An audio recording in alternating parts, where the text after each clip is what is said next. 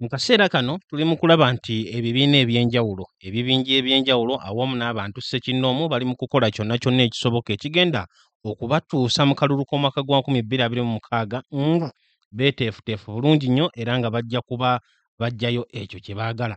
Omwo nno mw'otwalira n'aba People's Front for Freedom PFF ababadde bamanyikiddwako gye buvuddeko ng'aba FDC y'e Katonga, wabula oluvannyuma ne babeera nga baaweereddwa olukusa era ebisaanizo byonna license okuba nga boopaleetinga nga ekibiina eky'ebyobufuzi. Ojja kujjukira nti mwaka gwa 2023 Honorable Ssemujju Nganda ye yavaayo okulabisa nti mu kibiina ekya FDC mwalimu ensolima era abo abakolagana ne General Yoweri Kaguta Museveni okkakkana nga ekibiina kyabulukuseemu era ne kibeeramu ebiwayi bibiri, kakati tebakyali kiwayi kya ludda luli, nabo kibiina eky'ebyobufuzi ekyabwe ku bwabwe. Ekibiina kino eno ekya PFF kina akakwate ku Dr. Kizza Besigye newankubadde essaawa zino ali mu kkomera, wabula bagenda mu maaso okuzimba buli kimu kyonna nga naye kennyini ensonga azirimu. Kaakati nno abakulu bano eno era nga tuli mu kulaba bannabibiina ebirala naddala ku ludda oluvuganya gavumenti bagenda mu maaso okutegeeza nti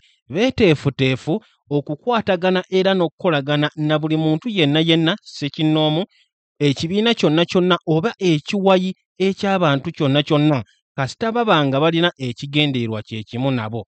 Ekigendeerwa ekyo ky'ekyokuggyako gavumenti ya General Yoweri Kaguta Museveni. Omukulu Honorable Ssemujju Nganda obumu ku butambi bwe tulina olunaku olwaleero asobodde okuba nga annyonnyola bulungi nnyo butya aba PFF bwe bagenda okutambula ssaawa zino nga bali mu kweteekerateekera akalulu, bwe banaabeerera mu kalulu n'akalulu we kanaaba kawedde.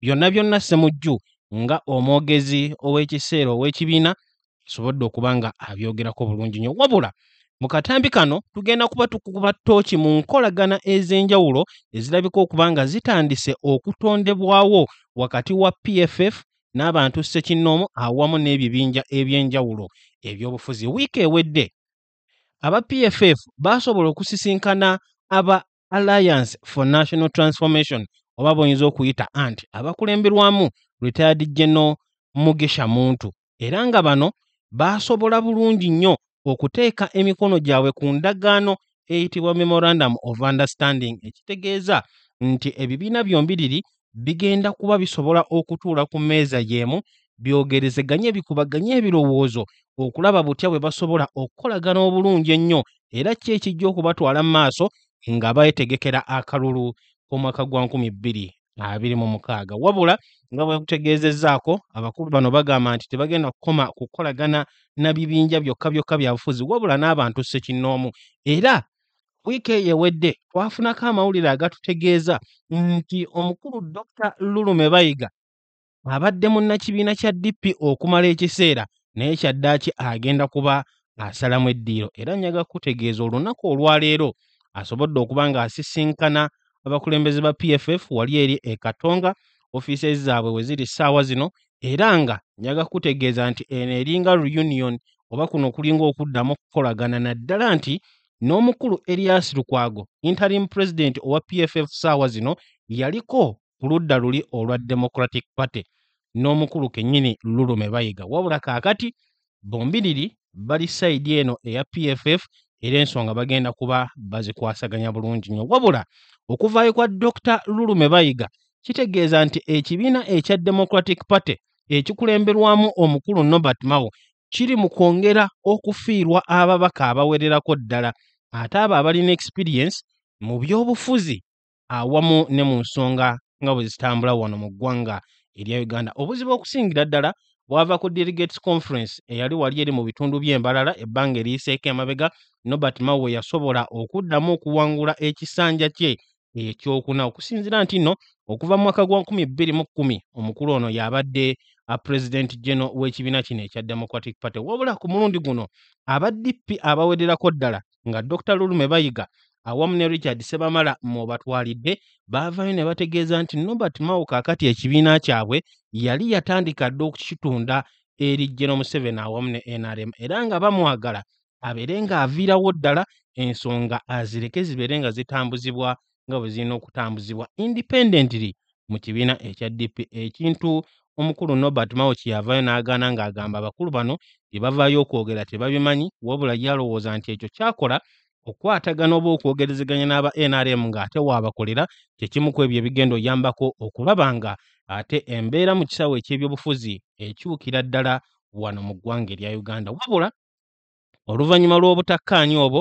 ekitegeezebwa n'otegeezebwa nti no Norbert Mao yasobola okuleeta amagye mu Delegates Conference ya DP ne gasobola okumuyambako okubba akalulu. Abamu nga Dr. Lulume Bayiga baasazeewo ekibiina babeere nga bakyesonyiwa, babeere nga tebakkiriza muntu nga Norbert Mao kubatwala oba kubakulembera, era bw'atyo n'abeera nga yasazeewo okusala eddiiro. Kakati omukulu ono ekitegeeza nti ne tiketi yennyini gy'anaabeera nayo mu kalulu k'omwaka gwa 2026 tegenda kubeera ya kibiina kya DP wabula egenda kubeera ya People's Front for Freedom. Nga tetunaba kulaba katambi ka Honorable Ssemujju Nganda, waliwo ekibuuzo ekirala ekiri mu kubuuzibwa, kubanga tulaba nti nno kaakati n'ebibiina bino ebyakamirukawo biri mu kubuulira njiri ya kwegatta oba n'okukolagana n'ebibinja ebirala. Oludda oluvuganya gavumenti okumala ebbanga bagezezzaako okwegatta mu ngeri ey'okuleeta pulezidenti omu, wabula buli we tutuuka mu cycle oba mu season ey'ebyokulonda, ate abo ababadde nga boogera ku kwegatta tubalaba nga omu ku omu batandise okuteekawo ebibiina ebipya.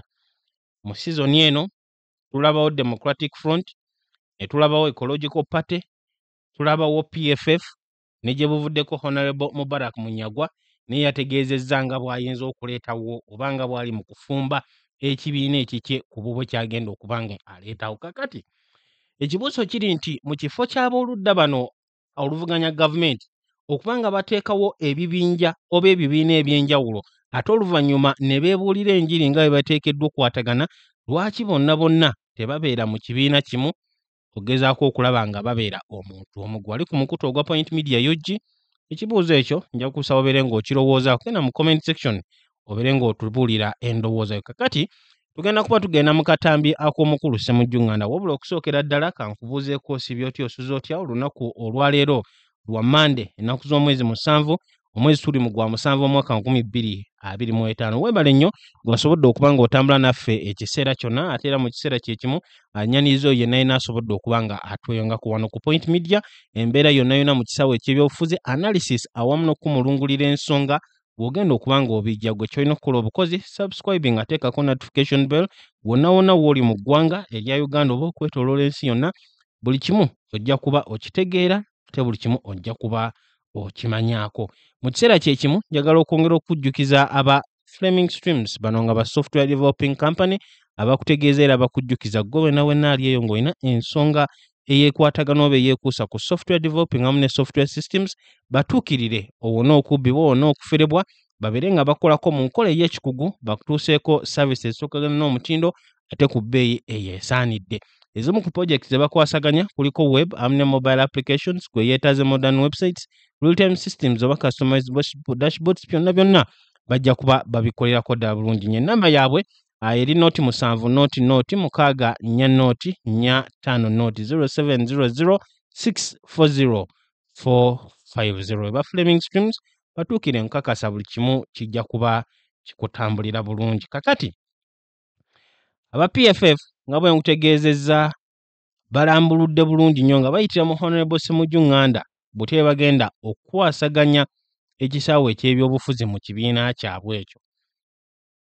Ssemujju omwogezi aliko ssaawa zino ng'ow'ekibiina bino byasobodde okuba ng'agenda maaso okunnyonnyola. Inauguration of PFF happens after the signing of a cooperation agreement with the ANT. This cooperation agreement, we will cooperate during elections, but we also cooperate beyond elections. If we win power, then we will sit down and agree on how we will collectively run Uganda. I want to inform colleagues who are in the opposition that by the two of us signing a memorandum of cooperation, we did not in any way suggest that whoever wants to cooperate should come here, or we are inviting everybody to come and join. we're only demonstrating the need for us to work together.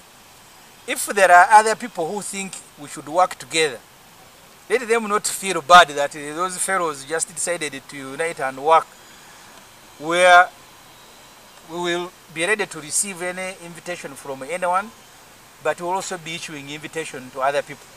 So this process we have not arrogated to ourselves alone. We think people who are in opposition, civil society, religious institutions, and all Ugandans who want to rescue this country have a duty to work together, including the media, by the way. Because when Museveni is terrorizing people, even the media is terrorized.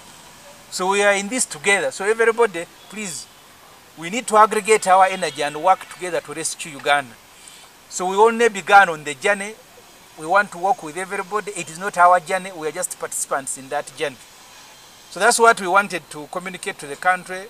The preparation for the inauguration of PFF on Tuesday, and then the call to all the democracy-seeking forces to work together.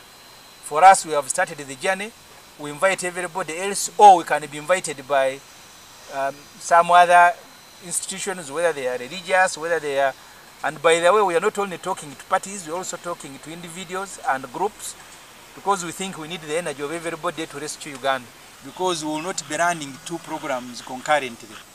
So on Tuesday, we have invited between 1,500 representatives of the founders, because we are unable to bring everybody here. Even the press can't accommodate them. The Council of Founders will present the names of the interim leaders. We'll also brief the founders on our preparedness to participate in the national elections and our continued participation in the liberation struggle, the fight for freedom. We want to give a notice to the country that even as you go into these elections, not that we don't know what Mr. Museveni or the mischief is planning. And we want to learn from Museveni. He participated in the 1980 elections with two programs. He told the country that I am participating in these elections, but should they be rigged, I will go and wage what he called a popular war. We will not go to Luwero like Museveni, but only to issue notes that should he rig these elections like he has done before, then we will go and mobilize the country under Article 3 of the Constitution, because the moment you abrogate the Constitution assigns the population under Article 3 to overthrow you. So should he rig elections, then we will seek to implement the provisions of Article 3 of our Constitution. So on Tuesday, we will also unveil a program that identifies and distinguishes us from other political parties, and then what we intend to do during elections and what we will do after elections. If we successfully remove the junta, then we will implement our programs. In the event that the junta rigs the election like it has done before, we'll also be announcing the general principles of what we will do after elections. Mubaka Ssemujju Nganda asobodde okuttotolamu n'okunnyonnyola bulungi nnyo ki aba PFF kye bagenda okukola kwe kwatagana na buli omu, muntu ssekinnoomu, kibinja ky'abantu, kibinja ky'abannabyabufuzi oba kibiina eky'abannabyabufuzi. Bo bategeeza nti byonna byonna bajja kuba babikwasaganya, ate n'abo bennyini ababaddewo okumala ebbanga bajja kuba bakwatagana bulungi nnyo nabo. Naye ng'omulamwa ky'ekyokuggyako Gen. Museveni. Kati Ssemujju ategeezezza nti balina pulaani, era olunaku olw'enkya olwokubiri pulaani eyo bagenda kuba bagyanveiringa, bagenda kuba bagitegeezaako ku buli munnayuganda butebe banaakwasaganya ensonga zaabwe, nga beetegekera akalulu, nga bali mu kalulu, awamu nga bavudde ne mu kalulu. Ssemujju agenze mu maaso okugeraageranya ku ki Gen. Museveni kye yakola mu mwaka gwa 1980 bwe yalaba ng'akalulu kaali kakwatiddwamu, gavumenti ye yaliko, n'asalawo okugenda mu nsiko. Kakati okusinziira ku ssemateeka wa 1995 nga ne Ssemujju kennyini gwasinzirirako, agamba nti bannayuganda balina okulwana okulaba nga tebafiirizibwa mukisa okulonda omukulembeze gwe baba baagadde, era singa akalulu kabbibwa bannayuganda balina olukusa okulwanirira ki kye baagala. Ssemujju agamba nti aba PFF bajja kuba balangirira kye banazzaako singa General Yoweri Kaguta Museveni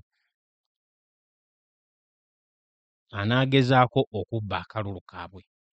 Wabula mu kiseera kye kimu ategeezezza nti singa banaawangula bajja kuba basobola bulungi nnyo okuteeka endowooza zaabwe awamu n'ebintu byabwe mu nkola, ate nga bwe bubongera n'okwatagana n'abo nga aba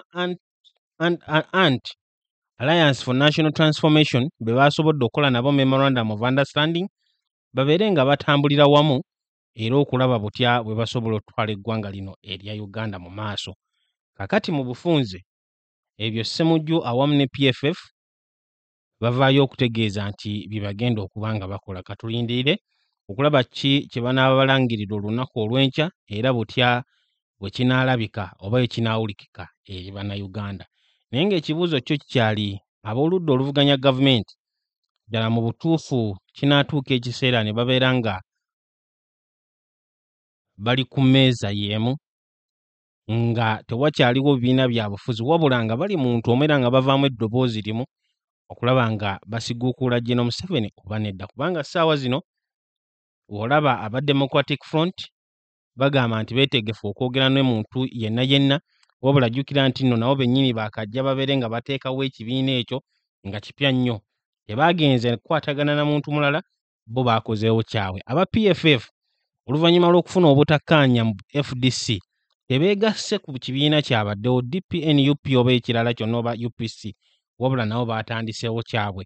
Aba Ecological Party nabo baakozeewo ekyabwe, ekintu ekiraga nga abo bali ku ludda oluvuganya gavumenti abali mu kwongera okwawukana oba okumenyekamenyeka mu kifo ate ekyokubeera obumu. Wano sigenda kubanga nsukkawo, mwebale nnyo okwekumira ku mukutu. Ebibuuzo ebyo mbibalekedde mbeere nga mubirowoozaako era okubikuba mu ttooki butya embeera bw'eri mu kutambula mu kisawo eky'ebyobufuzi wano mu ggwanga lyattu erya Uganda. Mubeere bulungi era mweraba.